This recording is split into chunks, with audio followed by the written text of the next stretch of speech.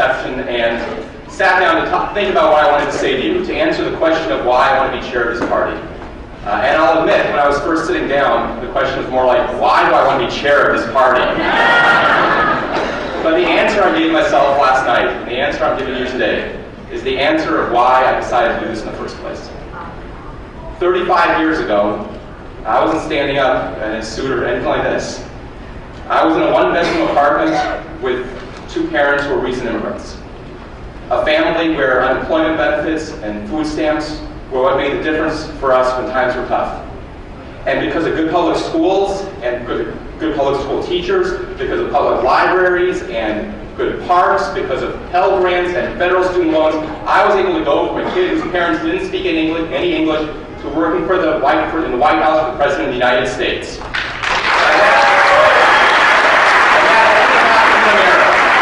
That only happens in America, but it only happens in America because of the Democratic Party.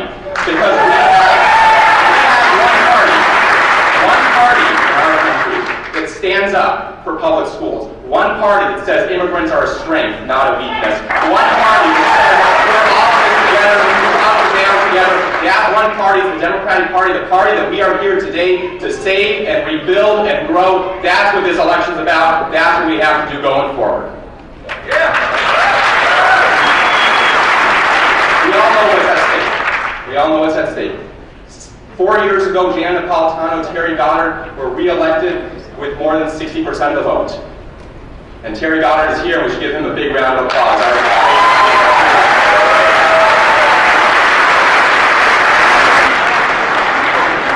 We elected Gary Mitchell and Gabby Giffords. 2 years after that, 2 years ago, with John McCain running for president, we elected Ann Kirkpatrick, and we elected 2 out of 3 of our statewide offices. And last year, we all know what happened. For the first time in 16 years, Democrats didn't win any statewide office. And we have supermajorities for the Republican Party in our state legislature for the first time in Arizona history. And we know what that means. We know it's not just about running candidates in all the different places in our state, and we need to do that. Because we had great candidates. Put aside your treasurer candidate, we had the best statewide slate we have ever had. We had great incumbents like Nancy Youngright and Kat Fleming and others. We have great candidates, and I'll just name a few, but there's great ones out there. Andrea D'Alessandro and Cheryl Cage and Bill Shumway and Cress Winslow. A guy named Prescott Winslow lost. In Winslow. So why was it? Because we were on the defense instead of being on the offense as a party. They took the fight to us instead of us going out there and standing up for our ideas and what we believe in and making sure that they answer for what they have done to our state. And that's what we as Democrats have to do going forward, because we have no reason to be afraid. The Russell Pierce Republicans are kicking kids out of healthcare and stuffing more of them into each classroom, taking cops off the street and putting more criminals out of jail and back on the street. They are selling our state capital to big banks in New York and making Arizona the laughingstock. We don't have to accept that.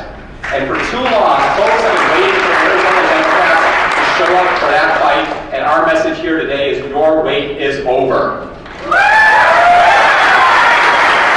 we need a strong message that will get the Democrats excited and motivated, but also say we have an open door to disaffected Republicans, to independents, people who are just fed up. You have a home here in today's Democratic Party. And we need to do that. We need a bottom-up strategy that says we're going to work with our county chairs, our LD chairs, so it's not just about the Central Avenue office making decisions, but people all over our state making decisions.